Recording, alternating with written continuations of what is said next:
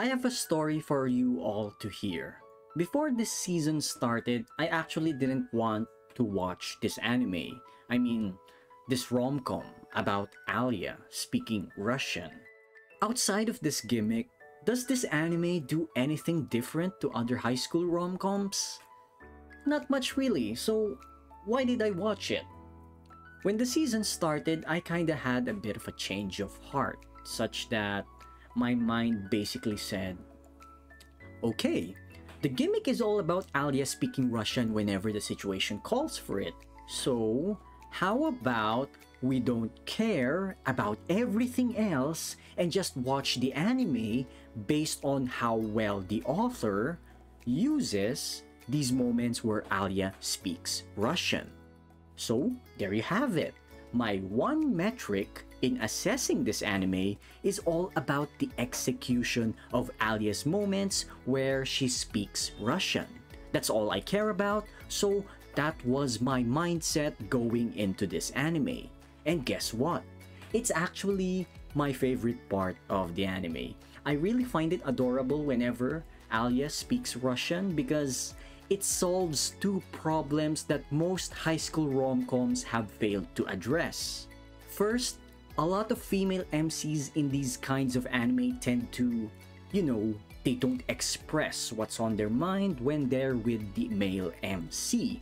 And because of it, most of these rom-coms end up with a season-long guessing game for the male MC on what the female MC is thinking about. Alya doesn't have that problem because everything she can't say directly to Masachika, she just says it in Russian. So at least to us, the audience, we already know what Alya thinks about most of the time, and she has a way to be expressive. Second, and this is the important one, because Masachika knows Russian already, he basically knows what Alya is thinking about and is able to act accordingly. He no longer needs to guess, and as a result, we get a couple where the female MC gets to say as much as she wants in Russian, thinking it's undecipherable, while also getting a male MC that no longer has to guess all season long on what his female lead is thinking about. It's a really quirky but definitely an effective way of solving two of the most common problems found in most high school rom-coms, and I have to give props to the author for figuring this out. Outside of my take on Rashidere as an anime, I need a way to ruin my own video, you see. I can't just glaze the anime, so I have one criticism regarding the anime, and this one is where all of you will hate me for.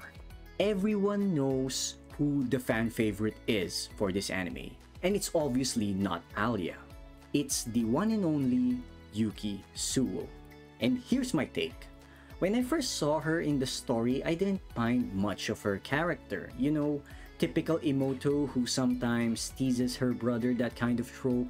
But really, when the story progressed, her degenerate personality became stale real quick for me. To the point that I actually kinda despise that most people who enjoy Roshidere only enjoy it for Yuki's shenanigans. The reason I hate it is because it is telling that the majority of the people who watch this anime are only in it for the degeneracy, and that's quite a shame, really. Like, I'm not against degeneracy as a component for any anime, but if that's your only metric in a show that isn't even focused on that, I mean, read the title of the anime, guys. Like, I just want to say, I hope the entire viewer base of Rashidere isn't representative of the anime community at large, because otherwise, man, what a depraved community do we belong in if that's the case. So yeah, that's about it for me. Until next time then, lads.